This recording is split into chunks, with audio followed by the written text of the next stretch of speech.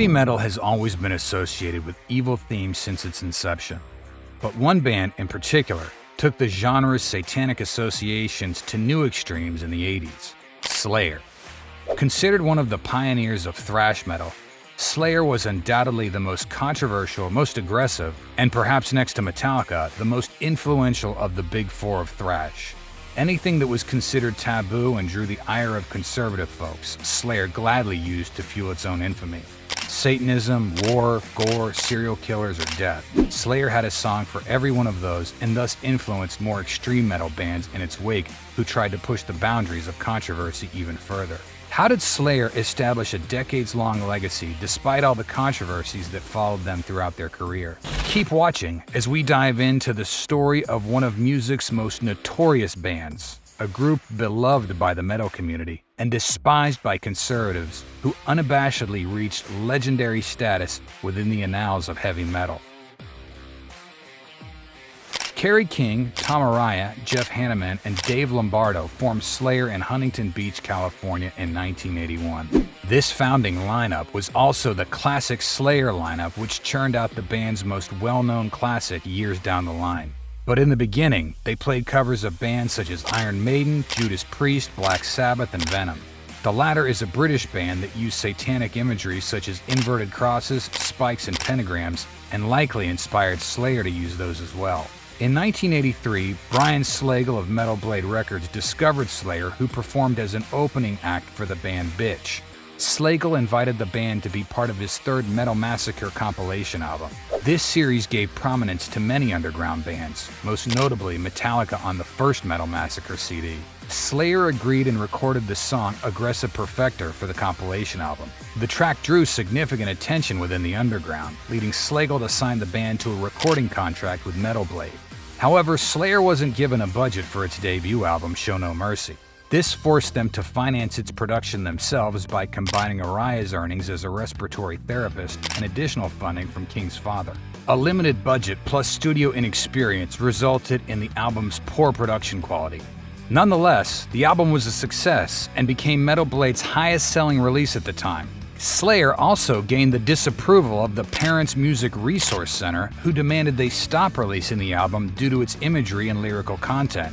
This won't be the last time the band will enrage conservative audiences. Shortly after the album's release, Kerry King joined fellow thrash band Megadeth as their guitarist, but only played a handful of shows with them before deciding to focus much of his time on Slayer. The relative success of Show No Mercy led Slagel to commission an extended play for the band. The band's first EP, Haunting the Chapel, was considered a transitional record for Slayer as it previewed what would become the band's classic thrash sound. This was further realized on the band's next full-length album, Hell Awaits, released in 1985. Per usual Slayer protocol, the record tackled topics such as hell, death, gore, and Satan. But it was also the band's most progressive offering, with longer and more complex songs that took their cues from Merciful Fate. Hell Awaits was a success and won Slayer a recording contract with Def Jam, a label mostly known for hip-hop acts such as Public Enemy, LL Cool J, and the Beastie Boys. This began the band's professional relationship with legendary producer Rick Rubin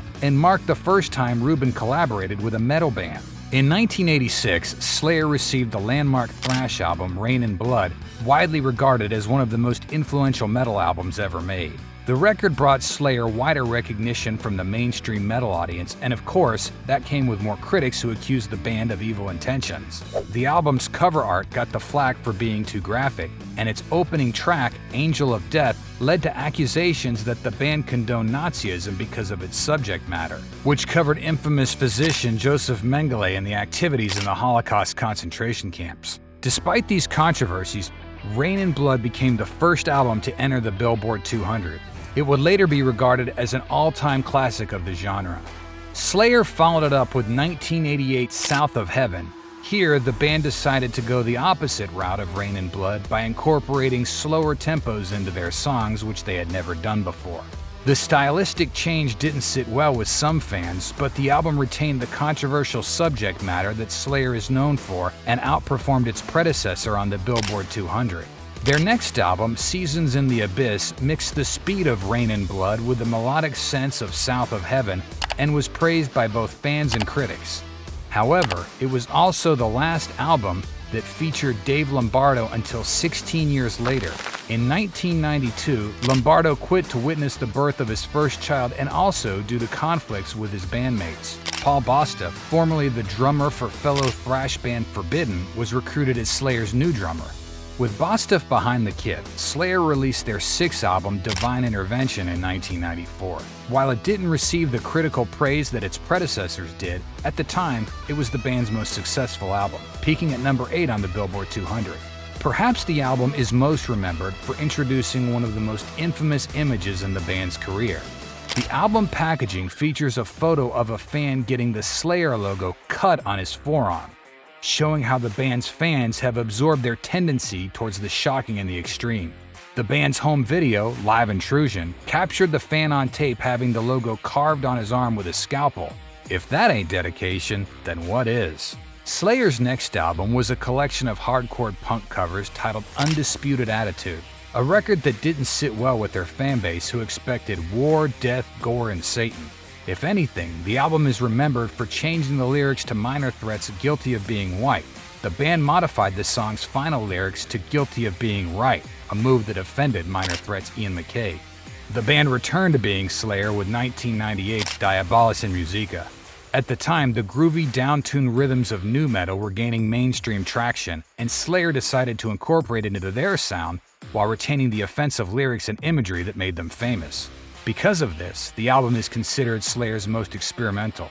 Their next album, God Hates Us All, faced several delays due to concerns regarding its title and cover art, which featured a bloodied Bible spiked with nails and Slayer's logo burnt on it. On top of that, the album was released on 9/11, adding more controversy to the album, whose subject matter included murder and serial killers. Despite this, the album garnered Slayer's first ever Grammy nomination for the song Disciple.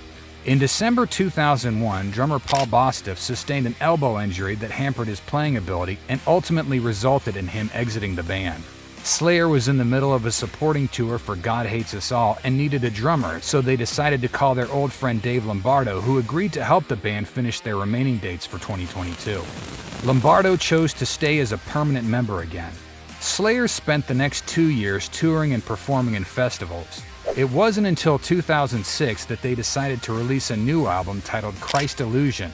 It was Lombardo's first studio album with Slayer since Seasons in the Abyss, and his return was met with a warm reception. Die-hard fans praised the album while conservative groups criticized it as usual. Its cover art and the lyrics to the song Jihad about the September 11th terrorist attacks courted controversy and even protests in India, leading to the album being recalled from its markets. Nonetheless, the record produced Slayer's first Grammy-winning song, Eyes of the Insane. The band went on a tour to support the album. Around this time, Slayer were approaching 30 years as a band, and for the first time, the possibility of the band reaching their final destination was being discussed. Slayer released a new album in 2009 titled World Painted Blood, which was another success and got the band another Grammy nomination. Shortly after its release, years of intense performing finally caught up with the aging Tom Araya, who underwent surgery to address his neck and back problems. The surgery was a success, but it also meant Araya couldn't headbang on stage anymore like he used to since Slayer's inception. Araya wasn't the only one who experienced a medical setback. In 2011, guitarist Jeff Hanneman was diagnosed with a flesh-eating disease that he likely got from a spider bite. The disease was so severe that it sidelined Hanneman for a very long time despite undergoing surgery to address the illness. Slayer recruited Exodus guitarist Gary Holt to fill in for Hanneman to fulfill their tour dates. The band stated that they only intended to start work on a new album once Hanneman fully recovered. In February 2013, Lombardo was shockingly fired from the band after arguing with the other members over a pay dispute. Former drummer Paul Bostaph was brought in to replace Lombardo again, but the biggest blow to the band would occur later that year. In May, Jeff Hanneman passed away due to liver cirrhosis, never having recovered enough to rejoin his bandmates for another album. Fans worldwide mourned his death as tributes from the metal community poured in for the Slayer co-founder. The band was shocked as they thought Hanneman was recovering quite well. Araya expressed doubt on how the band can carry on without their guitarist. Nonetheless, the band pressed forward and eventually inaugurated guitarist Gary Holt as a permanent member of Slayer, replacing Hanneman. Slayer released its next album, Repentless, in 2015. It was Holt's first and only album with the band and Bostaph's first Slayer album in 14 years. Ultimately, Repentless became Slayer's final album. In 2018, the band announced a farewell tour, after which they would close the book on Slayer for good. It's widely believed that Arai's desire to retire from touring at his age was a key factor in the decision to end the band. Slayer's farewell tour was called the Final World Tour and commenced from May 10, 2018 to November 30, 2019. They held their last show ever at the Forum in Los Angeles, one for the road before they rode off into the sunset and back into the fiery depths of hell. At a time when conservatives thought metal promoted death and the devil, Slayer completely embraced the notion, turned it up to 10, and used the controversy to propel themselves into heavy metal glory. Their relentless style, graphic imagery, and penchant for provocative subject matter were directly responsible for the existence of death metal and black metal as we know it. The world may have seen the last of Slayer, but without a doubt, they have permanently shaped metal, and their influence will continue to be felt years from now.